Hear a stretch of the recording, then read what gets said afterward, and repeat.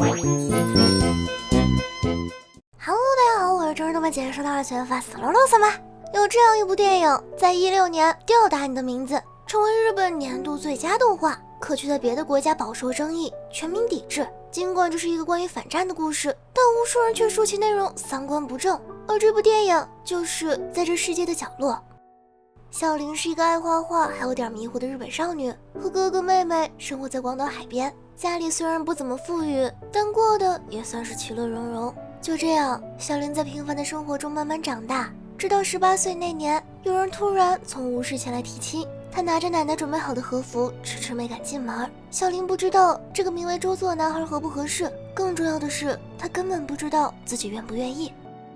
1年后，小玲还是嫁到了吴氏，并在周作家里举办了酒席，正式改名为北条玲。虽然小玲还是有点迷糊，但好在公婆的性格都很随和，没有要求小玲太多，只是想让她稍微承担一点家务。毕竟周作的母亲腿脚不好，平时只能卧床休息，而周作更是暖男典范，不仅没要求小玲干任何事，心里还有些内疚，觉得是自己强行把小玲娶走，让她离开自己的故乡，自然也没多要求什么。只不过周作的姐姐却有点毒舌，她是个极其时尚独立的女子，很早之前就离开了家，但前段时间她的丈夫不幸辞世，由于姐姐的性格太过强势，把婆媳关系搞得很僵，于是便直接离婚了，带着女儿晴美回到了娘家。由此可见，如此强势自强的姐姐肯定就瞧不上小玲这个土姑娘，不是说她穿得破，就是说她干活慢，总之没有一件事能让她看上眼。但慢慢的，小玲逐渐习惯了这种生活，做饭、家务、社区活动，每一件事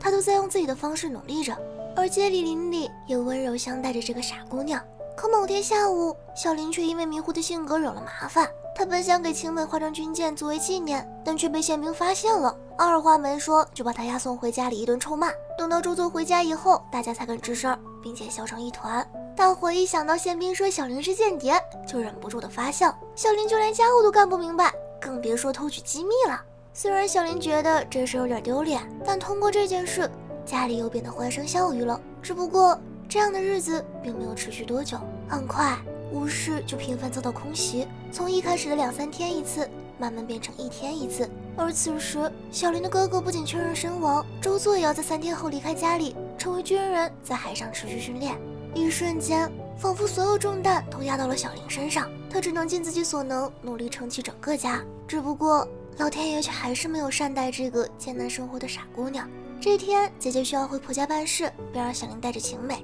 然而他们正在路边走着呢，防空警报就响起来了，无数炮弹砸向了海边的军舰，百姓的房子也被炸个稀碎。小玲本以为自己逃过一劫，可命运却跟她开了个玩笑。路边的哑弹其实是特意设置好的定时炸弹，晴美当场被炸死。小玲虽然奇迹生还，但却失去了能画画的右手，而且她一醒就看到姐姐跪坐在床边，哭着埋怨她没能照顾好晴美。从这以后，小玲便一直生活在深深的自责当中。尽管家人一直在开导她，但小玲却不理解，明明自己的生活都变得一团糟了，为什么身边的人还一直在说太好了？这场战争到底哪里好了？最后，小玲实在无法承受战争所带来的折磨了，她要回广岛。这样被战争的生活太煎熬了。可还没等她回去呢，一朵蘑菇云就从广岛缓缓升起，原子弹在广岛引爆了。到现在，不仅所有关于广岛的消息都消失了，就连道路也被封锁，谁也不知道自己的亲人到底还活没活着。